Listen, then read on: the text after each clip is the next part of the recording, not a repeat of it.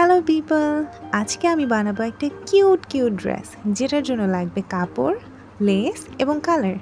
কারণ আজকে এটা আমি সম্পূর্ণ নিজের হাতে পেইন্ট করব।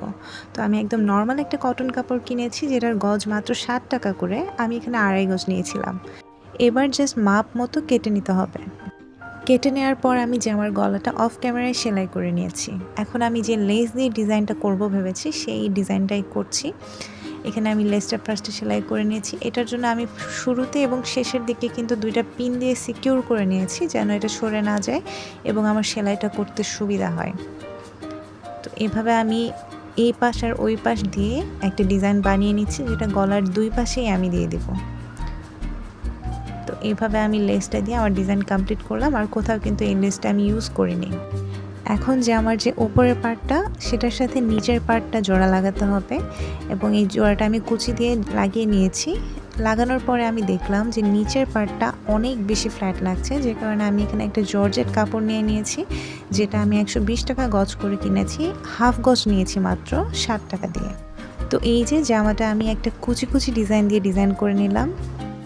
এখন করব সেই পার্টটা যে পার্টটার জন্য আমি সবচেয়ে বেশি এক্সাইটেড ছিলাম, সেটা হচ্ছে পেইন্টিং করা।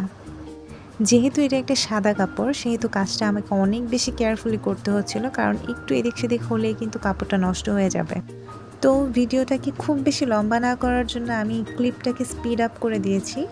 আমার কিন্তু এই ধরনের টাইম ল্যাপস ভিডিও দেখতে খুবই মজা লাগে। আই হোপ আপনাদেরও লাগছে। আমার প্ল্যানিং ছিল আজকে ড্রেসটা শুধুই সানফ্লাওয়ার থিমে বানাবো, অর্থাৎ আর কিছুই না, শুধুই সানফ্লাওয়ার। বাট পরবর্তীতে আরও অনেক কিছুই অ্যাড করে ফেলেছি। আসলে আর্টিস্ট হওয়াটা অনেক টাফ। কখন যে কী মাথায় চলে আসবে আর্টিস্ট নিজেও জানে না।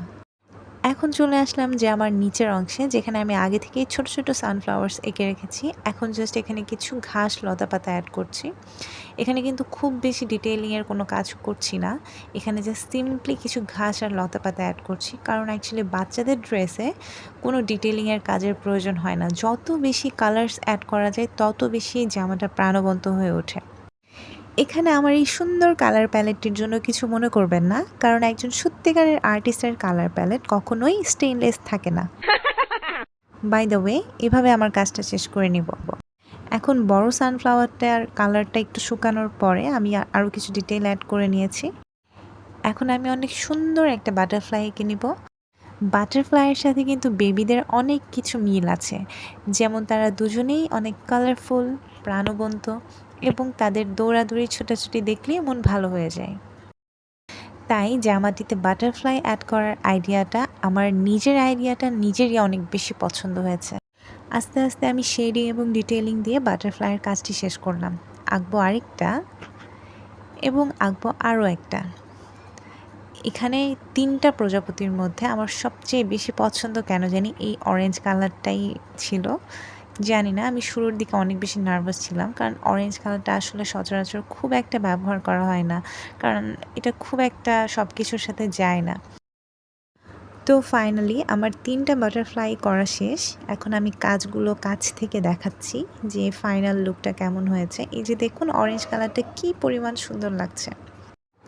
কিন্তু এতটুকুতে এসে কেন জানি ড্রেসটা খুব বেশি ব্লান্ট লাগছিল, যে কারণে আমি এটাতে পরবর্তীতে আরও কিছু ডিজাইন অ্যাড করেছি, যেমন সূর্যমুখী ফুলটাতে পাতা অ্যাড করেছি এবং আমি ইনফ্লুয়েন্সার আপুদের মতো দেখাচ্ছিলাম যে এখানে কী ডিজাইন আছে, লেসটা কেমন হয়েছে, হাতে কী ডিজাইন করেছি এবং কোমরে ফিতা আছে।